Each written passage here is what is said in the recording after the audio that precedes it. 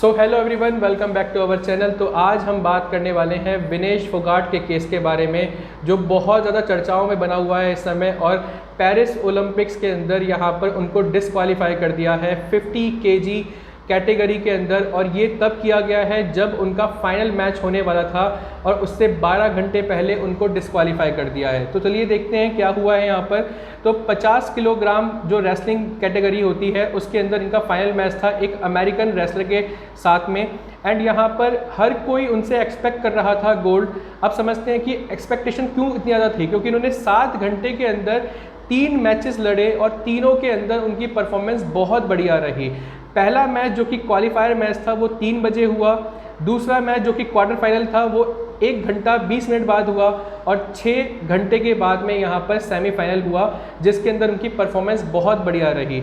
अब ये परफॉर्मेंस बढ़िया हम कैसे कह रहे हैं, तो देखिए क्वालिफायर मैच के अंदर उन्होंने जापान की अनबीटेबल रही 83 मैचेस के अंदर जो रेसलर हैं उनको हराया है।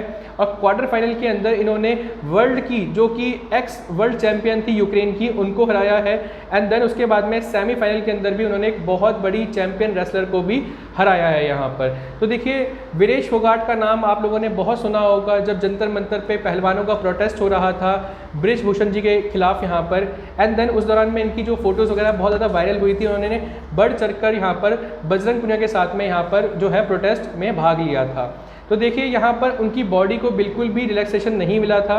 एंड इन 3 मैचेस के बाद उन्होंने थोड़ा बहुत जो है वो डिनर किया होगा। उसके बाद जब इनकी टीम ने इनका रात को वेट किया, जैसे देखिए यहाँ पर क्या होता है कि 50 केजी या किसी भी कैटेगरी में जब मैचेस होते हैं रेसलिंग के, तो उनको 2 दिन में ख़त्म करना होता है। तो एक दिन पहले सब कुछ हो चुका था, जिसकी हम बात करें जिस रात की, तो अगले दिन जो है इनका वेट मेजरमेंट होना था सुबह 8 बजे, क्योंकि वो फिक्स टाइम है, ठीक है। एंड देन यहाँ पर इनका रात को जब इनकी टीम ने मेजरमेंट लिया तो उसमें 2 किलोग्राम जो है वेट वो ज़्यादा मिला है।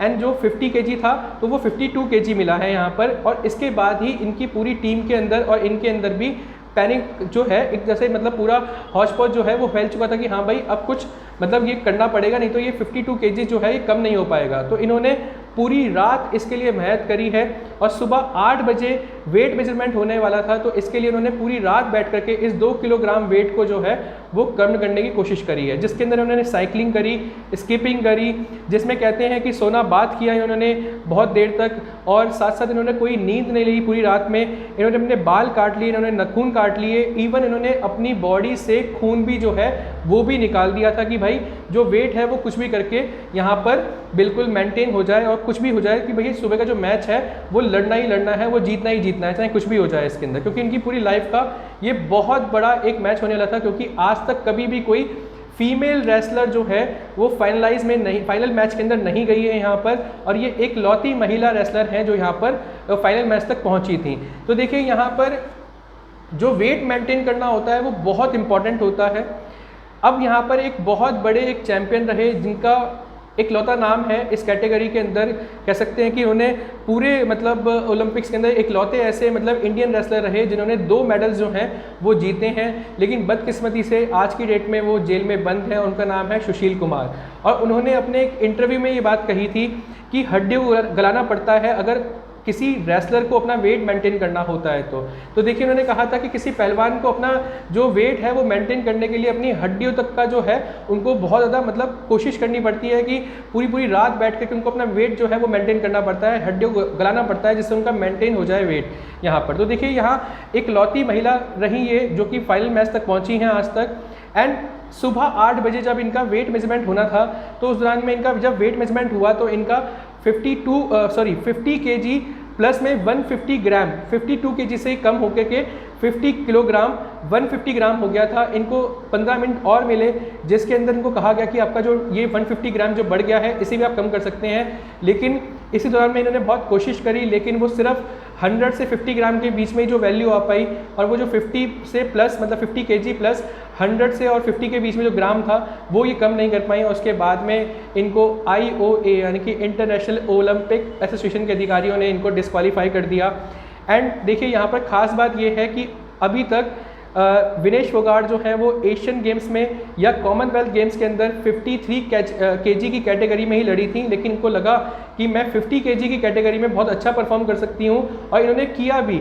तो उसके बावजूद यहाँ पर इनका जो वेट है वो सिर्फ मात्र 50 से 100 ग्राम के बीच में जो है वो बढ़ा हुआ पाया गया और इनको यहाँ पर डिस्क्वालीफाई कर दिया गया है और इनको फाइनल मैच जो है वो खेलने नहीं दिया गया और जो इनके अपोनेंट थी उनको यहाँ पर जो है वो जीत का जो तबका है वो हासिल हो गया और जो इनको मेडल भी मिला था वो भी इनसे छीन लिया जाएगा, क्योंकि डिस्क्वालीफाई होने पर जो रेसलर डिस्क्वालीफाई होते हैं उनको उस पायदान में सबसे नीचे ले आते हैं, उस पोजीशन में सबसे नीचे ले आते हैं एंड इसीलिए जो उनको यहाँ पर एक सिल्वर मेडल मिलता वो भी इनसे छीन लिया जाएगा। यहाँ पर देखिए कह सकते हैं कि अगर समय रुक जाता या दुख नापने की कोई मशीन होती या सपने टूटने की कोई आवाज़ होती तो वो बहुत आती विनेश फोगाट के यहाँ से। और देखिए ये जो डिस्क्वालिफिकेशन हुआ है इससे अकेले विनेश फोगाट ही नहीं, पूरा हिंदुस्तान जो है वो यहाँ पर बहुत ज़्यादा परेशान हो गया था जब और लोगों के लिटरली यहाँ पर आंसू आ गए थे कहते हैं। और पीएम ने भी यहाँ पर ये बहुत कोशिश करी कि भाई कुछ भी करके मतलब पीटी उषा जो कि उनकी ट्रेनिंग टीम में थी उनको भी कहा गया कि कुछ भी करके आप आईओए से बात करें और जो भी हो सकता है पॉसिबिलिटी वो करने की कोशिश करिए, लेकिन यहाँ पर कुछ पॉसिबल नहीं हो पाया और उनको आखिरी में डिस्क्वालीफाई ही कर दिया गया। तो देखिए यहाँ पर जो आईओए का जो आर्टिकल 11 है उसके रूल्स क्या कहते हैं कि सपोज़ कीजिए कोई बंदा डिस्क्वालीफाई होता है वेट की वजह से या किसी भी कारणवश, तो वो अपनी जो पोजीशन होता है उससे वो सबसे नीचे आ जाता है एंड देन उसके जो नीचे के बंदे होंगे वो ऊपर चले जाते हैं। मतलब कहने का मतलब है कि अभी जो है विनेश फोगाट की जो पोजीशन सेकंड नंबर पे थी वो सबसे लास्ट में आ जाएगी। एंड देखिए यहाँ पर मेडिकल एग्जामिनेशन, यहाँ पर डॉक्यूमेंट वेरिफिकेशन सब कुछ होता है, ड्रेस का वेट भी इवन होता है, नेल्स का वेट भी देखा जाता है, सब चीज़ें होती हैं। यहीं पर एक इस आर्टिकल के अंदर एक खास बात निकल के ये आ रही है कि सपोज़ कीजिए जो पहले दिन मैच हुआ था उसके अंदर अगर विनेश फोगाट को कोई चोट लग जाती या कोई भी प्लेयर हो उसे चोट लग जाती तो अगले दिन उसका मैच के पहले कोई वेट नहीं होता है, जो लास्ट वेट होता है उसी को इसमें काउंट किया जाता है। तो देखिए यहाँ पर बहुत ज़्यादा दुख की लहर जो है वो पूरे हिंदुस्तान में फैल गई थी, लेकिन अब आखिर में उनको क्या कह सकते हैं कि भाई डिस्क्वालीफाई कर दिया गया है। और उसके बाद यहाँ पर उन्होंने डिस्क्वालिफिकेशन के बाद यहाँ अनाउंस कर दिया है कि वो वर्ल्ड रेसलिंग से अब अलविदा ले रही हैं यहाँ पर। तो देखिए बहुत दुख की बात है, पूरा हिंदुस्तान यहाँ पर दुख में इसमें शामिल है उनके साथ में, लेकिन जो उनका दुख है वो कोई नहीं जान सकता है। आपका इसके बारे में क्या कहना है कमेंट बॉक्स में ज़रूर बताइएगा और चैनल पर अगर आप नए हैं तो चैनल को सब्सक्राइब कर लीजिएगा और वीडियो को लाइक और शेयर ज़रूर कीजिएगा। Thank you so much.